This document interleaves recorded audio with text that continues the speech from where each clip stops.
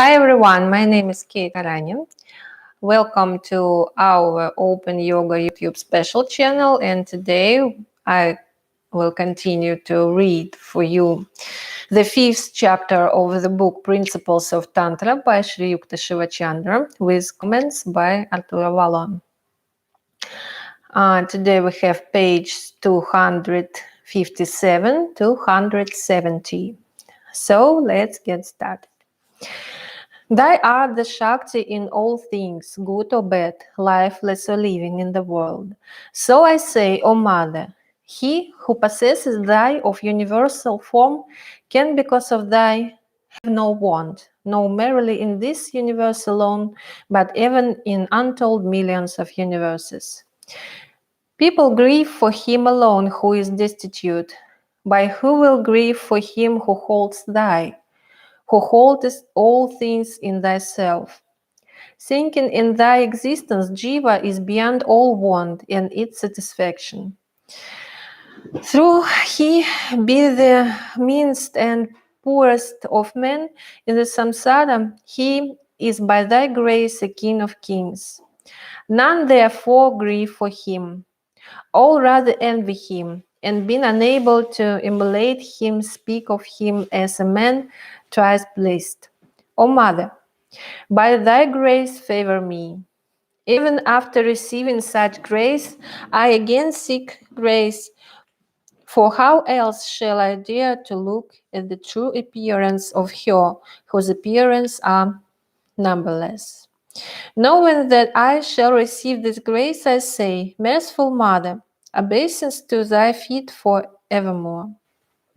After seeing many other forms of his daughter, Himalaya at the end of the hymn says, Mother, who is there, Deva or human being, in the three worlds capable of fully describing this universe, which is thy appearance, of thy qualities, even by the effort of many ages? Devi, thy true aspect is unapproachable by even Brahma and the other devas. What can one of small intelligence like myself say of it? What I have to say, O Mother, is this. If thou hast mercy for me by thy grace, charm me not by thy great Maya. I have nothing else to say to thy. O Mother, Ishvari of the universe, I bow to thy. O thy, advocate of formlessness. After witnessing all this vast play, full of forms and attributes, all described in the Shastra, do you still grieve at the smallest of his appearance? Wheresoever you will look, you will see unnumberable eyes, unnumberable feet, unnumberable hands, unnumberable heads, which even infinity space is unable to contain. What more eternal spots of eternity do you wish to see? Even Arjuna, conqueror of the three worlds, was tormented with fear at the sight of the terrible Kala aspect of Bhagavan, and weeping said, Radiant, thy touched heaven, rainbow-hued, with opened mouth and shining vast-orbed eyes. My inmost self is quaking, having seen, my strength is wearied, Vishnu and my peace. Like time's destroying flames, I see thy teeth, upstanding spread within expanded chairs. Not know I anywhere, no shelter find. Mercy, O God, I refuge of all the worlds. Formerly I thought that you were a Deva. Now I know that you are Devesha, Lord of Devas. Formerly I thought that thy abode was in the universe. Now I know that the universe is in thy. So I say, O Lord, the conclusions at which I, a Jiva, have arrived are false. Be now pleased with thy natural graciousness to grant me power to see thy true aspect. Sadhaka, do you still believe that you and I have no courage to look upon that appearance? Does this enormous power which shatters the Brahmanda and destroys all the regions, I speak, in your opinion, but a small Shakti? The quantity of water which the seer holds is not small, but the jars which you and I possess are small.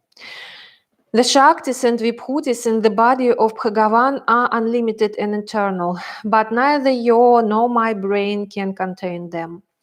The smallness of the quantity of water in our jars makes us, when sitting in our houses, think that the endless sea is small, when in truth it is not. In case you should say that a perfect display of Ishvara's Shakti was not proud by the fact that it overpowered the weak human heart of Arjuna, frightened at the prospect of kid and kin, I will cite another example. It is true that Arjuna in his play as a human being was already afraid of committing an unrighteous act. That fear was the fear of a jiva, but he who is above both righteousness and unrighteousness and is ever feared by Indra, Yama, Chandra, and Surya is afraid of nothing. The heart of the Almighty Supreme Purusha, higher than the highest, who alone among the devas is the vanquisher of death, whose name Parameshvara is the true epithet of his real self, who after he has destroyed the Brahmanda at the time of the great dissolution, himself exists forever as Purna Brahman. Mahakala, unwasting, untouched by time, immortal, is neither weak nor afraid of anything. Yet notice how he too once trembled with fear and was beyond himself when he could not find the path of escape. When Mahadeva refuses Jagadamba permission to attend Daksha's sacrifice, even though she repeatedly besought it, the daughter of the Daksha, who is eternal perfect Brahman, seeing that Bhagavan was influenced by a husband's vanity, assumed a terrible aspect with the object of shattering this vanity. Shastra gives the following account of this in Mahabhagavata. Sri Mahadeva said, when thus spoken to by Maheshwara, Sati, the daughter of the Daksha, with eyes reddened with anger, pondered for a moment. Shankara has obtained me as his wife by virtue of my own gift. After long prayer and sake, this proud Mahadeva, as also my father, the arrogant Rajapati, and in my own play live for some time in my own abode, the region of Kaivalya. Later on, been begged and entreated in several sadhana by this Maheshwara, I shall reappear as Himalaya's daughter and become Shambhu's wife. Pondering thus in her mind for a moment, the daughter of Daksha opened her 3 fearful eyes and overpowered Shankara with illusion. Shambhu stood still at the sight of the Devi, with her lips parted in anger and eyes shining like destructive fire. On being thus looked at by the frightened Maheshwara, the Devi suddenly displayed the terrible teeth in her terrible mouth and laughed aloud. On hearing that fateful sound of laughter, Maheshwara was paralyzed with fright. Opening his 3 eyes with a great effort, he saw but once the whole terrifying aspect of Jagadamba. When he looked upon her, her body immediately lost its golden color and took on that of a dark mass of crushed eye paint. She appeared naked as space, with dishevelled hair, with a lolling tongue and 4 arms. She was languorous with desire, terribly fierce, bathed in sweat caused by her anger, and of fretful countenance. Garlanded with skulls, bearing on her head a brilliant crown and a crescent moon shining like 10 million suns. Her voice thundered loudly. In such a fearful aspect, Sati, dazzled by the mass of her own brilliant energy, stood before Mahadeva and uttered loud peals of laughter. Seeing the wonderful appearance of the Devi, Mahadeva lost all self-control and, bewildered with fright, sought to flee in all directions.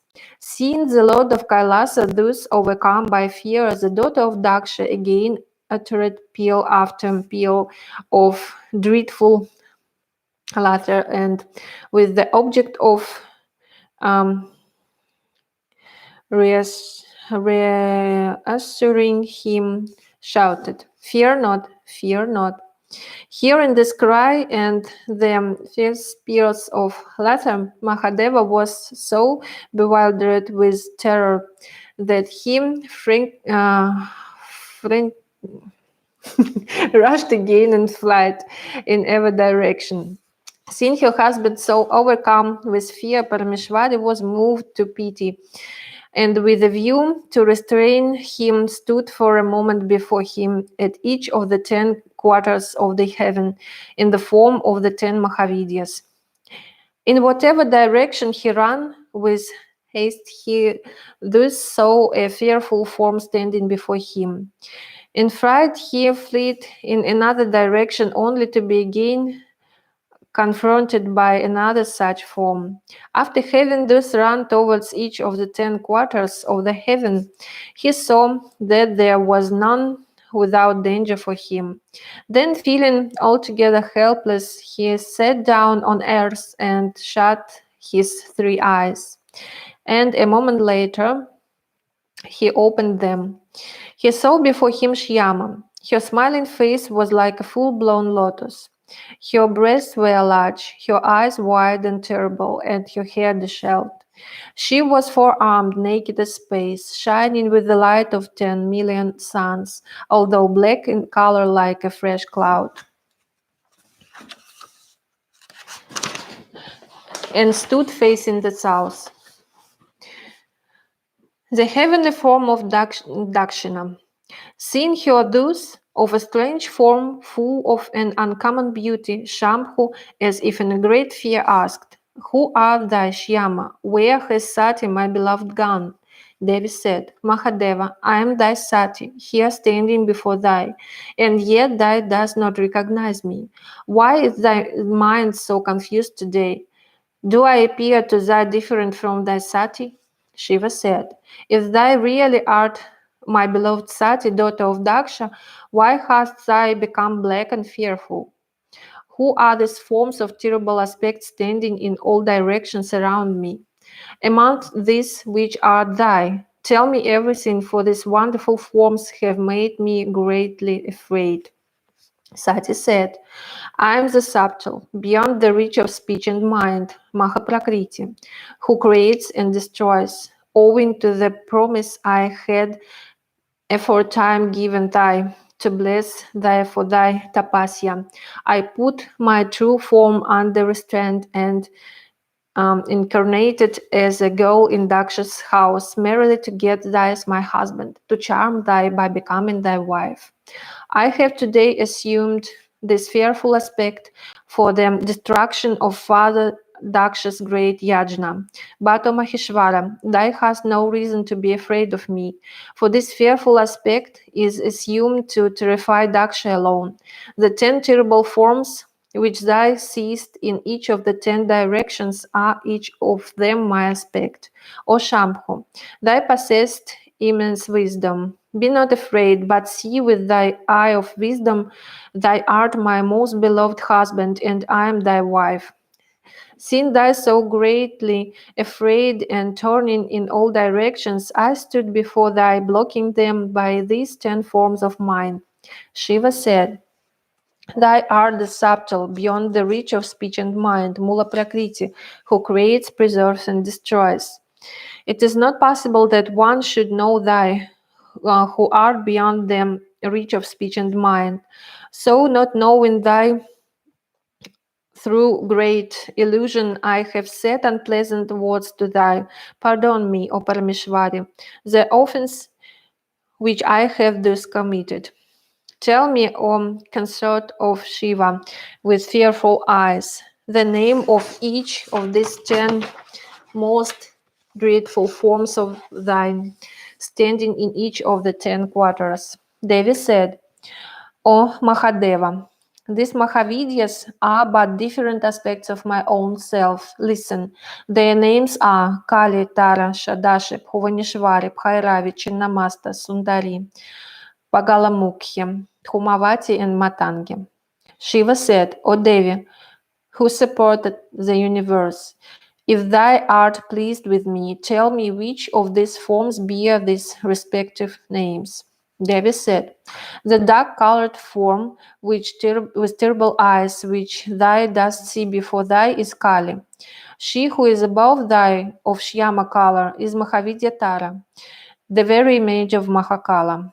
The lean, destitute, and very fretful Devi, whom thou dost see on thy right side, is, O high-souled Mahadeva, Mahavidya Chinnamasta, O Shambhu. The Devi on thy left side is Bhuvaneshwari. She who is behind you is Devi Bagalamukhi, destructress of force. She who appears as a widow on the southeast is Devi Mahavidya Dhumavati, a great Ishvari. The Devi on the southwest is Tripura Sundari. In the northwest is Matangi. And in the northeast, Mahavidya Shadashi, a great Ishvari. She who is below thee is Bhairavi, O Shambhu. Be not afraid at the sight of these 10 forms, which are my manifestations, and destroy the fear of existence. Of my many forms, 90 million of manifestations, these 10 are the best, the most perfect vibhutis. To such sadhakas as worship them with devotion, they grant the fourfold fruit, and all that is desire of Maheshvara, all such things as sadhakas desire, such as Marana, Uchatana, Kshapana, Mahana, Dravana, Stambhana, Vidveshana, are greatened by them. Each of these 10 Mahavidyas is to be kept secret and never revealed. Thou shalt be the ordinancer and interpreter of yantras, mantras, puja, homa, parascharana, stotra, kavacha, practice rules, and all else concerning them, which may be required by sadhakas. There is none else in the 3 worlds who can reveal them. The Agama Shastra, which thou shalt reveal from thy mouth, will be renowned in the 3 worlds, O Shankara.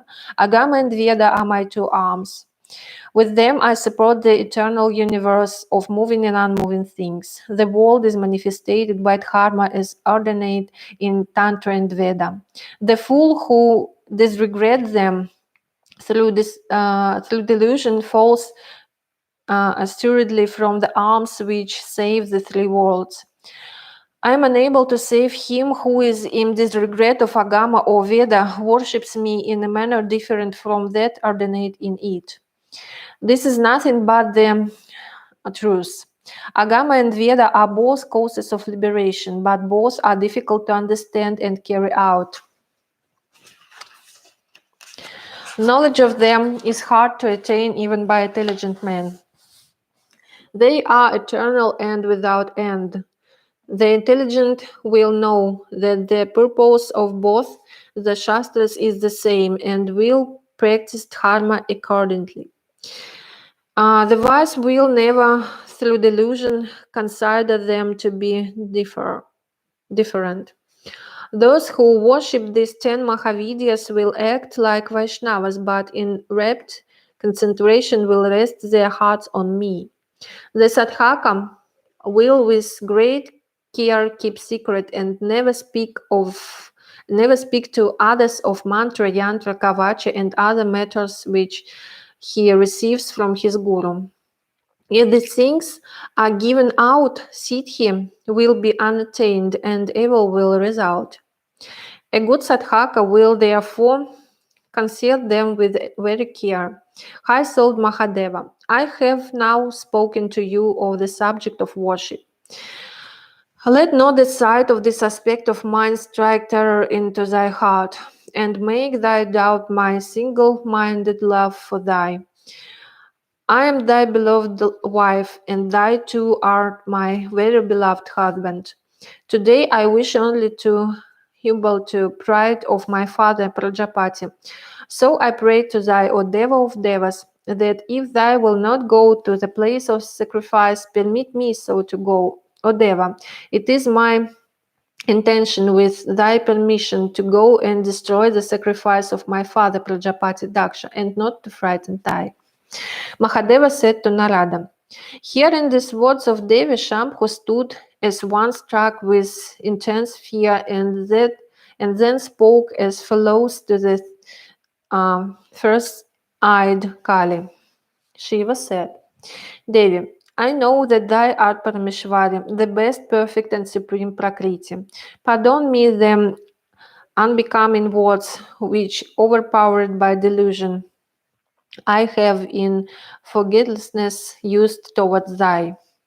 Thou art the primal supreme Vidya, who exists in all created things. Thou art independent and supreme. Thou art Shakti. Who is there to order thee to do or to desist from doing anything? O Shiva, if thou goest to destroy Daksha's sacrifice, what power have I to restrain that? And why should I dare to do so? O Maheshwari, pardon me for what, presuming on my position as thy husband, I have, under the influence of intense delusion, said to thee, do thy as it pleases thee. Sati then went to the sacrifice yajna. There Daksha poured invectives on the head of Shiva. Sati's great devotion to her husband, the Hindu girl, prays that she may become like Sati and get a husband like Shiva, could not bear to hear Daksha's abuse of him, and she gave up her life. Nandi hastened to Kailasa and told Shiva, who rose in terrible wrath. Fire flashed from his eye and took the fearful form of Bhairava, who went with a host of ghosts and hobgoblins to destroy the yajna. Shiva followed. The yajna was destroyed. Nandi, Shiva's follower, cut off Daksha's head and threw it into the fire. Shiva then took up the dead body of Sati and went away, bearing it on his shoulder. The story continues with the history of the Mahapithas. Sati reappeared in her incarnation as daughter of the mountain king. The story of the Daksha Yajna is one of the most ancient as it is one of the best known of all Shiva and Shakti legends. Interpreter of Shastra, do you consider that the display of power is on no account at the sight of which even Maharudra, who causes a great dissolution, was astounded, trembled with fear, and sought to flee? When Nishumbha was killed in the battle with the Devi, Shumbha seen Brahmani, Vaishnavi, Maheshwari, Indrani, Kaumari, Varahi, Narasimhi, Kamundi, Kaushiki, and Shivaduti, fighting with fury, sarcastically addressed her who rejoiced in war, saying, O Durga, proud of the strength of thy arms, be no longer proud. She who fights with the help of the powers of other devas has no reason to pride herself so much as the single-handed conqueror of three worlds. She who dwells in all hearts and who ever leans to mercy showed it then without stint. In that field of battle, she made Shumbha a reply unheard of even by great yogis who had attained siddhi and become pure and free of the bonds of life.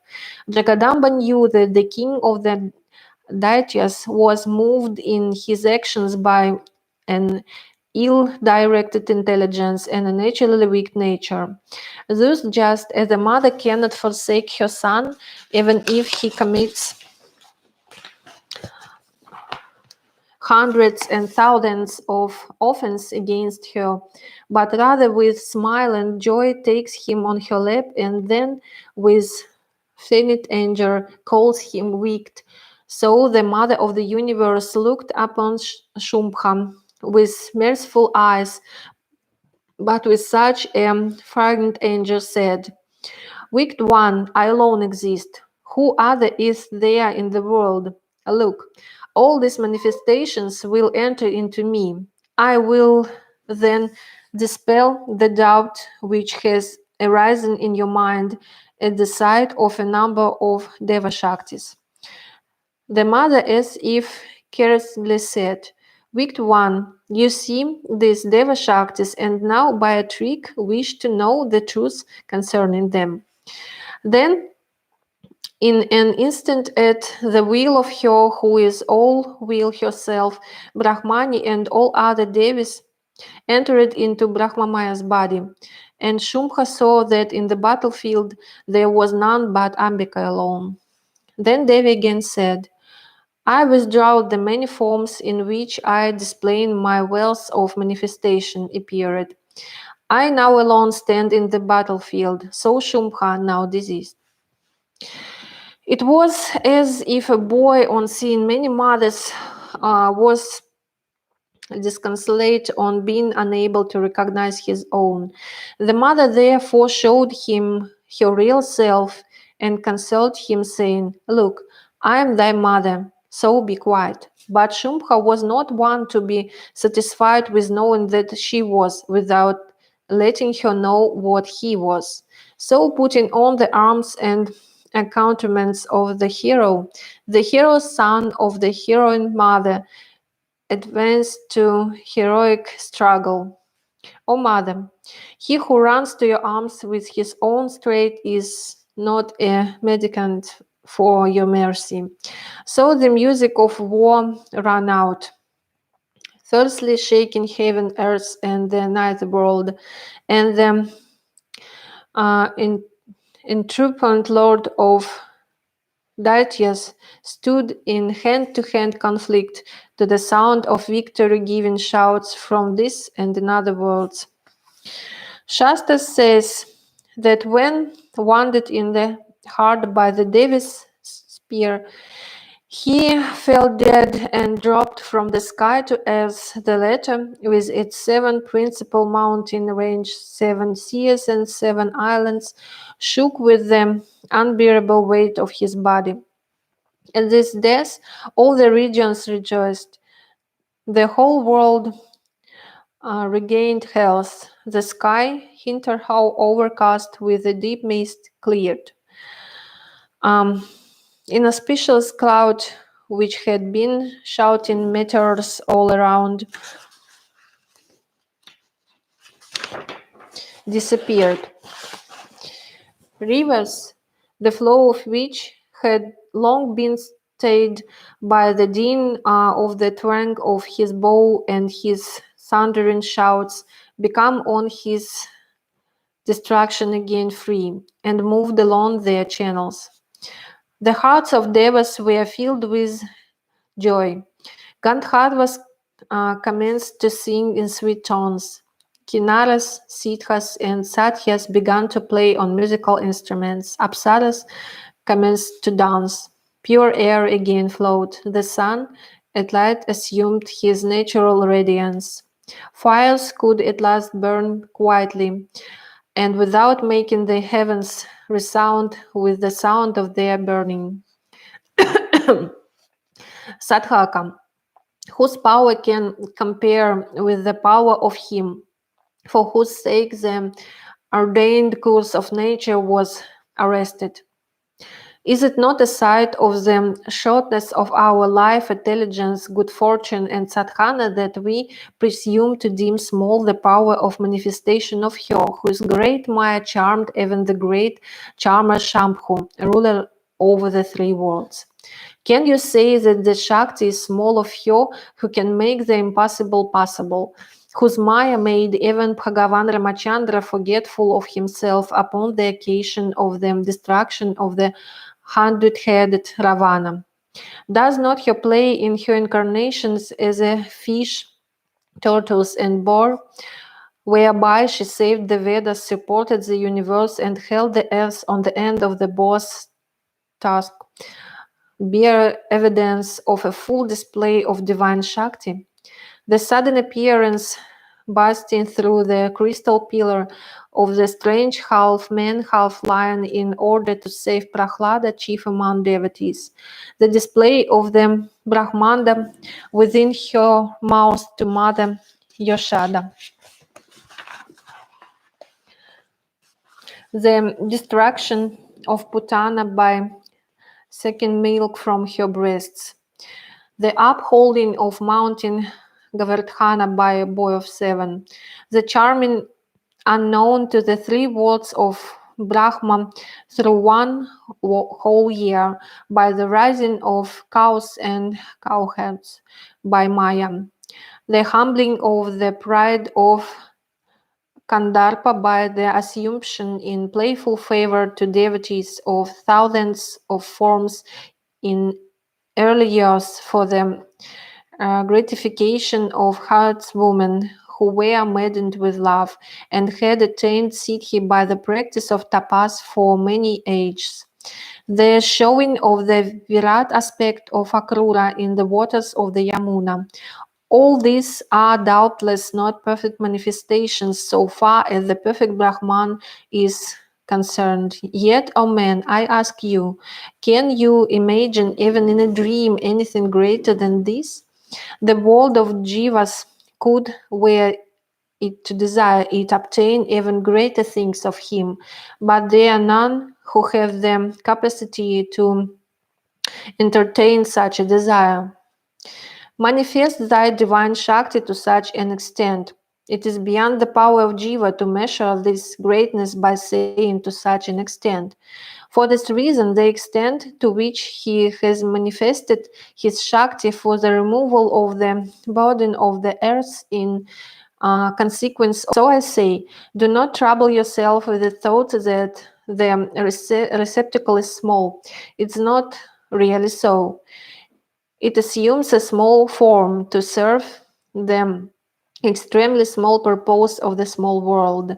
You and I, the small jivas of this small world, do not count even as much as the smallest atom in his view. What right have we to see his universal aspect, which is rarely seen by Brahma and other devas? Secondly, the Lord of the universe has no need to show that sort of lordness which you and I show to others with greatness, largeness, and the like. What avails our ignoring of his lordness, when even Shumbha, Nishumbha, Ravana, and Kumbhakarna could avail nothing by their ignoring it? So I say that when the greatly powerful King Bali could not save himself by looking on Vamanadeva as really dwarf, why do we, who are really dwarfs, stretch out our arms to catch the moon shining in the firmament of the devotee's heart? As you use the illustration of water to show that a small receptacle cannot contain a vast Shakti, so I will take that on fire to show that an immeasurable Shakti can be eternally hidden even in a small receptacle. Put a spark on fire on a mountain heap of grass, and you will see that spark will extend throughout it and will illumine every side with enormous tungras of flame, kissing the cheeks of the firmament.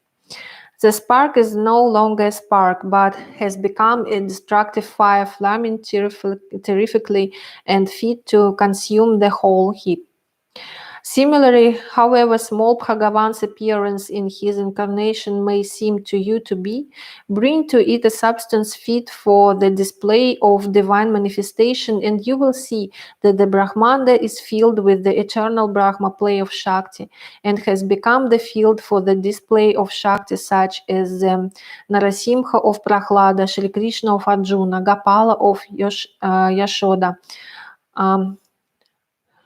Shyama of the herdswoman, Nandana of Akrura, Shyama of Shambhu, Uma of Himalaya, Sita of Rama, and Sati of Shiva.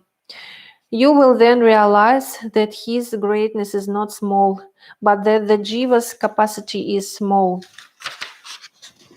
His appearance is not small, but the eyes of Jiva are so. He is not small, but you and I are so. So I say, O Sadhaka, do not suppose that a small receptacle cannot hold the eternal Shakti or proceed to measure the greatness of Mahamaya, whose power can make that possible which seems impossible. But while there is yet time, seek the protection of your feet, and opening the door of your heart say, Mother, all my intelligence, learning, and reasoning are at an end.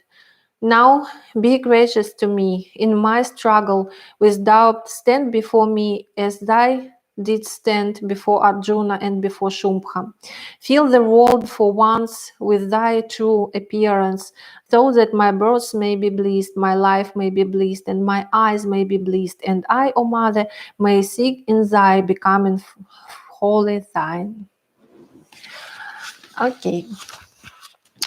With it ends the chapter 5, and I must say to you that Tantra Tattva team goes on vacation, and we'll see you in September, I guess. All the detailed information about our yoga and open yoga school you can find on our websites, yogaopenyoga.com and openyogaland.com. And now I start with the Russian translator. Thank you for watching. Итак, всем привет. Меня зовут Катя Карани, и добро пожаловать на канал Открытой Йоги. Сегодня читаю свеженький перевод 5 главы книги «Принципы Тантры» Шри-Юкты Шивачандры с комментариями Артура Валлона. Сразу оговорюсь, что комментарии я читаю не все, сноски, поэтому лучше читать еще раз текст, который появится через пару дней на сайте openyoga.ru. Итак. Ты – шакти всех вещей в этом мире, хороших или плохих, неживых и живых. Поэтому я говорю, о мать жизни, тот, кто познает тебя в твоей вселенской форме, может благодаря тебе не иметь желаний не только в этой вселенной, но и в неисчислимых миллионах вселенных. Люди скорбят о том, кто одинок и обездолен, но будет ли кто-то печалиться о том, кто познал тебя, ту, которая хранит в себе все вещи? Погруженная в твое существование джива находится вне всех желаний и их удовлетворения. Несмотря на то, что он слабейший и беднейший человек в сансаре, по твоей милости он король королей, поэтому никто не скорбит о нем, все скорее завидуют ему, и поскольку они не в состоянии соперничать с ним, говорят о нем как о человеке трижды